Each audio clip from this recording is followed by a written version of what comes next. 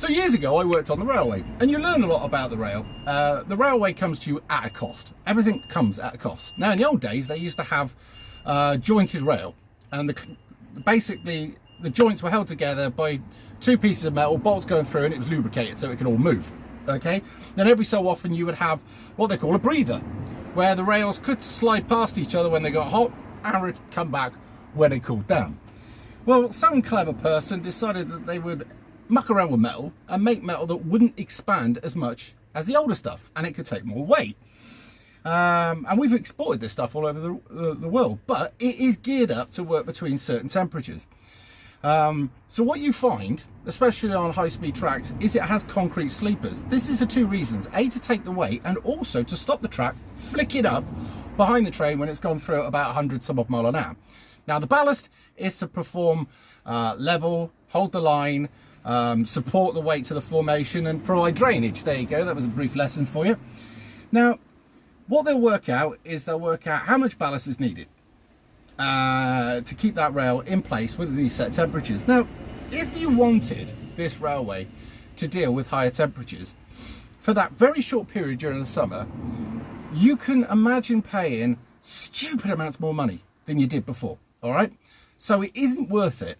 Now, I remember when we used to repair the rail, we'd lift and pack it. You couldn't do it after certain temperatures. If it got too cold, you couldn't work on it. If it got too hot, you couldn't work on it. And what actually happens, and this has happened before, is this thing goes like spaghetti and just whips off up at the bank. It's quite a sight to see. Now, you wouldn't really want that happening, would you?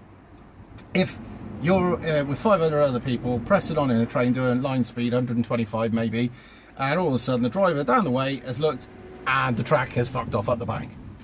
You're all dead. Although very many of you are going to get fucked up, right? So at certain temperatures, as I say, it isn't geared up. So that is why they will reduce speeds and reduce services. We used to have to actually go out on hot weather watch. Can you imagine what it would have been like sat there hours on end in this baking fucking sun with the heat coming off all the ballast at you, right? Got up to nearly 40 degrees there, checking the temperature of the rail until it comes down so you can actually leave it, because you're there. Not that you could do it. If it fucked off at the bank, all you can do is call the signalman and then put debts and put a red signal out to warn any oncoming train drivers to anchor up. But at 125 mile an hour, it takes a train at a minimum 1.25 miles to stop. That's why when people commit suicide, they do it on high-speed tracks. And you usually find when people do commit suicide, the train driver will probably not even try and brake, because an emergency stop on the rail is quite a thing, and it comes with its dangers. And a weird fact for you, a couple weird facts that I found out on the railway. The last thing they always find is the head, usually tucked up underneath the body of the train. And if the person looks at the train driver, they smile at them because they're putting them out of their misery. And that's the thing that stays in the train driver's head. And that's why, if they've had a near miss is that they've passed you, you've only just got out the track, and it's been less than 10 seconds that they've counted. That's counted as a near miss. I mean, I've nearly been run over 3 times on the railway because people put out bad systems of work. Because we work on the track, or I did, and everybody does, under what they call red zone. That is when the trains are moving. And it's fucking hairy, especially if you've got some knob jockey fucking twat who's only just done his tickets and paid for all of them and don't actually know anything about safety and has only ever worked green zone before, and he's got us all killed. It's fucking horrendous. Anyway, so that is it. Yeah, if you want the railways to be able to cope with higher temperatures, you could look to pay at least double, treble your rail fares, and it's bad enough as it is. So yeah, like, you ever heard about leaves on the line? That's true. What happens is all these leaves form a coating, and there's only the tiniest fraction of the wheel of the rail, and it's a solid axle, that makes the connection to the other. And what that does, that makes a circuit, so the train, not the train, the signalman knows where you are. Well, these things create like a very thin film, and they lose the connection. And this signalman's watching this train move down the track, and all of a sudden it vanishes. And it's like, oh my God. So he's got to stick the signals in front to red, and then get the train driver to ring in and say, you now need to proceed at caution, right, at X amount to the next signal, and call me then. And then they put a hand signalman out.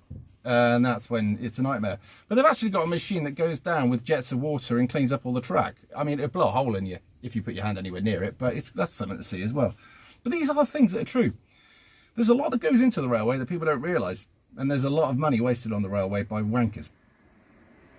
That's why I left. I didn't want to spend 8 hours doing a job badly when I could spend 9 hours of the job doing it good, and it would be done for years. But when I spoke to them, the logic was behind it is, we might not get the contract in the next 5 years, and we don't want to give an excellent railway system to the next person, so we're going to cut corners and cut costs and try and make as much profit in the meantime. Well done, GTRM. I don't think they've got it anymore. Rankers. Anyway, there you go. Useless information for you. I'm going to cook. As I said, no heating. Don't forget the Man Up channel. If you're not subscribed, get subscribed. As I said in the video before, if you haven't, you may have watched that. It's got lots of different advice: how to change a washing machine, how to get home in a vehicle that the clutch has just gone on, if it's a certain type of vehicle, right? And also how to get a blowjob, a successful one. How to get repeat blowjobs. Because if you get the first one wrong, she won't do it again. That advice is in the Man Up channel. Get across there, get subscribed, have a laugh. And maybe if you come up with a video that will be handy and useful, you might be able to put your own video up there. Just a thought. Right, I'm going to get on with melting. I'll see you in a bit.